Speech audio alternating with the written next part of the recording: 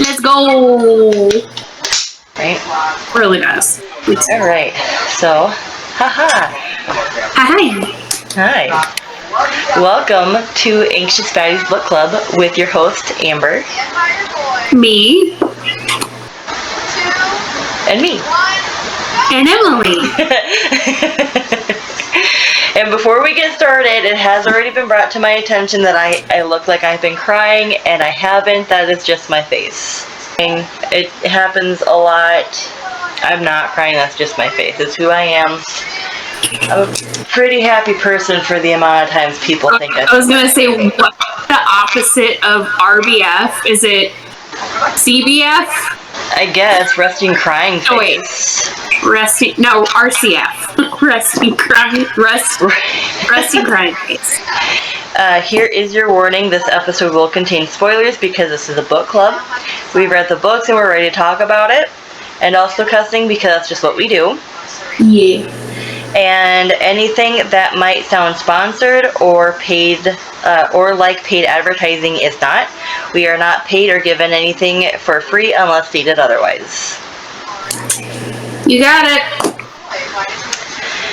We will be reviewing our fall blind date with a book from Lindsay's Bookish Blind Date.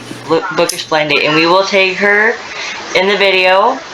So if you guys are interested, go ahead and hit up her shop. She is awesome. We did our unboxing probably over a month ago. We've been so behind on getting everything out, but we're gonna work on that. We are Anxious Baddies Book Club, but we are the dysfunctional functioning dream team. So that's good. All right. Alright, so we both read different books. Mine was From Bad to Cursed, which is the second book of, I think, a 5-part book series. So this is mine. Mine is Magic Hour by Kristen Hanna. Yay. Alright, do you want to go first? I shall. So this book is kind of set in Twilight-type setting, around fall time. So it's like dark, damp, cold kind of setting, kind of. The main character goes through a really hard time. She's a psychologist, and she ends up having to deal with a really bad case. And so as the story starts, she kind of is at this crossroads where her job is no longer the same, her life is no longer the same. So she's kind of just wandering aimlessly. She's like, I don't know what to do right now. And she's in Beverly Hills, California. So the whole life that she knew is kind of imploded. And her sister, main character, she's at a crossroads. Her name is Julia. She has a sister that's located in this Washington kind of area, a small town in Washington. She's a cop. Her sister Ellie's a cop. So what ends up happening, well, kind of without giving too much away, is that there's this feral child that comes up to the town holding this wolf pup. She's completely she's dirty, she's just wearing a dress, she can't speak. So they take her to the hospital, and Ellie, the cop, is I'm gonna get my sister and I'm gonna have her help trying to get information on this kid, psychological information, trying to understand what happened, what's going on with her. So Julie ends up going to Washington. And if it's not Washington, I'm really sorry, but it's in that type of area. And so she meets the child, and she's like fascinated with her. She studies like feral children, like understanding how this girl lived as long as she did where she was at without like much human contact. And as the book goes along, because of the case in California, got some publicity coming to that small town. And they really don't want that at that time because they're trying to keep Julia undercover as well as the child. So as it progresses, Julia ends up being a temporary foster parent to the child. Ends up working with the child, and through that, she learns about herself, and then the child ends up trusting her. Other things do end up happening, but it really, the book itself is meeting people where they're at, and then people have all gone through trauma, but it's a matter of acclimating yourself to something new, if that makes sense. So to a new existence. In the book, I loved the book. I thought it was sweet. I thought it was, it's very deep at times, and you can really see yourself in some of the situations that happen, because it just really tugs at your strings. But yeah, so that was what this book was about. Hopefully that was good. Yep. But yeah, it was very good. I want to read this again, so I gave it 5 stars. Fucking fantastic. I think the story was really rounded out well. I read some reviews that said the ending was rushed, but I didn't think so. But yeah, so 5 stars. And thank you, Lindsay, for sending me this. Yay! Alright. Now, would you swap characters with the main character? No. Or swap places? I would not. Julia, being a psychologist, especially working with kids, is very hard. And I don't think that I would want to do that. It's hard enough to try to take care of yourself, but to offer counsel to kids and basically anyone, that takes the toll on you if you don't have if you don't have the strength to do that. It takes a lot of mental power, and I would not swap places with her at all.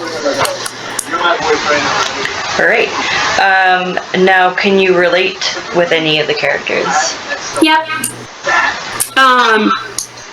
A lot of the characters actually, not the doctor. The doctor was one of the characters. He's kind of like a loner kind of guy, but ends up getting involved with Ellie and Julia. But all of them are very relatable for the most part. But for the most character that I can relate to was Julia, because she kind of the life that she knew kind of imploded when one of her cases went really bad. And she kind of had to start over, essentially. And how she started over was taking, basically throwing herself into the situation to take care of this kid without, a second thought. She was just like, I'm gonna throw myself in, help this kid, because I'm having a hard time focusing on what happened previously in my life.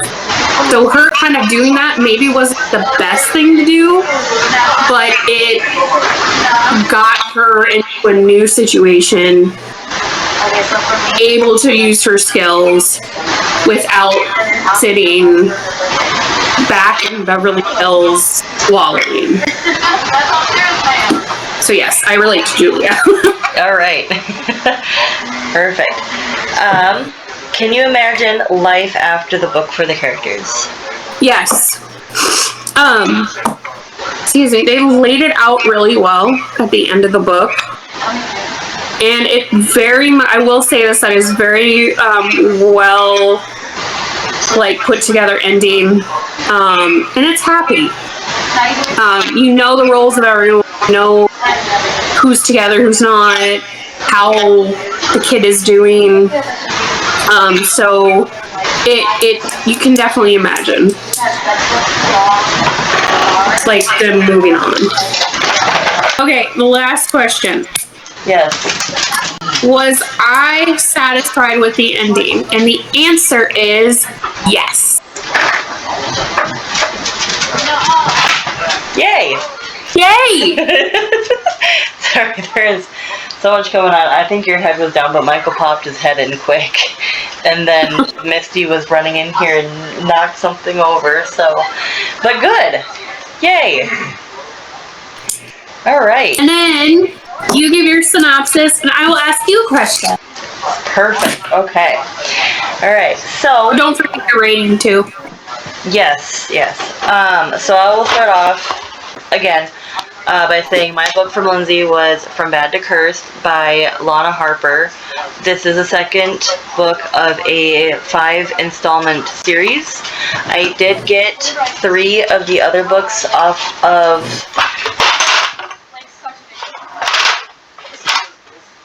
Thrift Books, which is Yay! a thrift store for books that you can get at a relatively cheap price if you're not, worried about a book being used or anything like that, or a little loved or anything like that. And I don't know in which particular order these go in, but 3 of the books I did get are Payback's a Witch. I think this is the first one to the series.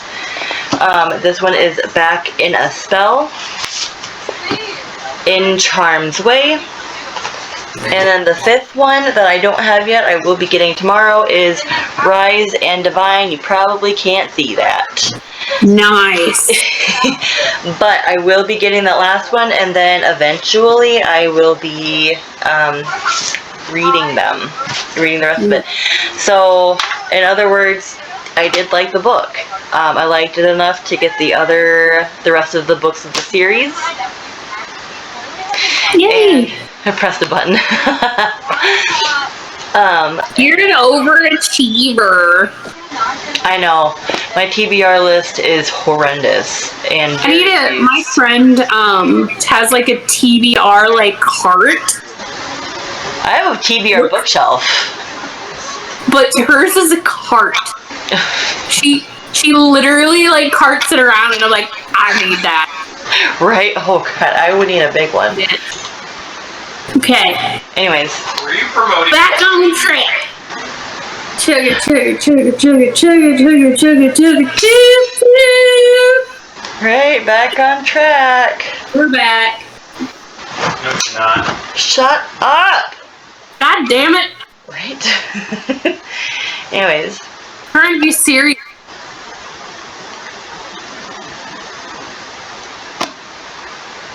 Yeah, I'm trying to be serious. My book, I wrote a little synopsis for it because otherwise I wouldn't be able to stay on track.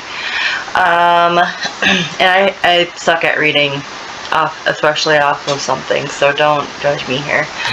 But a witchy love story begins with an unfortunate beginning when a cousin named Holly from the Thorne family gets cursed by an unknown source and has her magic stripped away. Rowan from the Thorne family teams up with Isadora from the Avramov. I can't pronounce anything either, so apologies. Avramov family to find what or who cursed the cousin. Throughout the book, the two work through some misunderstandings and the stereotypes that each family bring to the table and become closer. Aside from investigating who cursed cousin Holly, Isadora also has to work through her mom's expectations at the Witchy Emporium family business. The book highlights things like anxiety and panic attacks, and how the character was able to work through it with their partner by their side. In the end, they find out a spirit of a deceased family member of the Avramov family took over Isadora's sister Talia, her body, to place the curse on Holly, and found out it was because of the hurt and suffering the Avramov family went through by the hands of the ancestors of the Thorne family.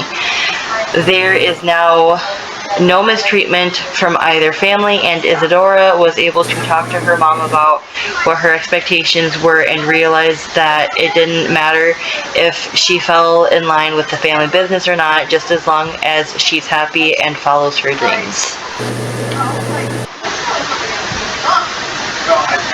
Yay! Yay! Very good. I tried. Would you swap places with the main character?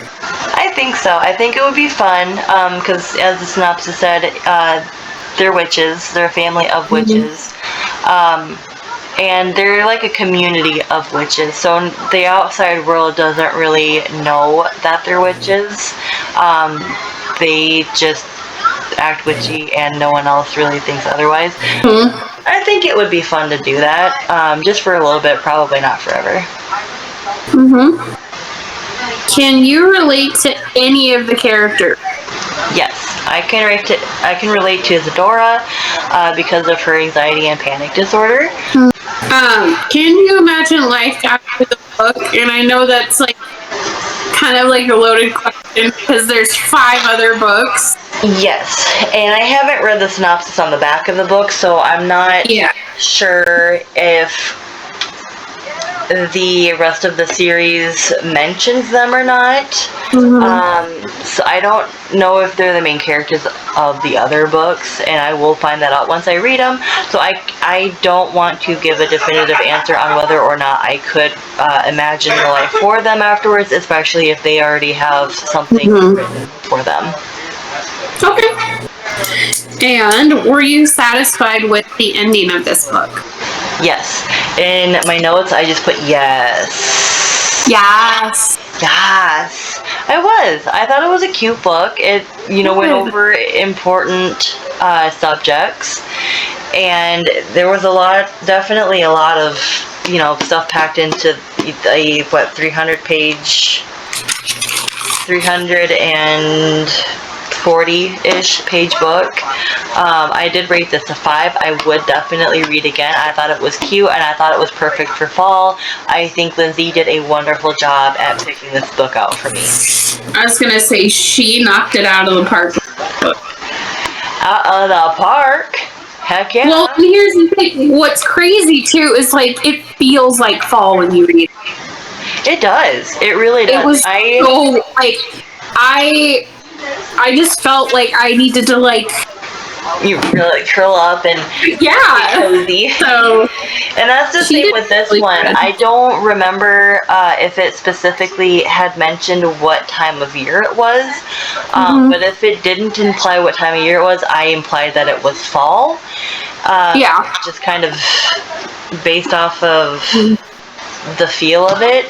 But I mean, definitely, I think it would be a book that you could read all year, all year round.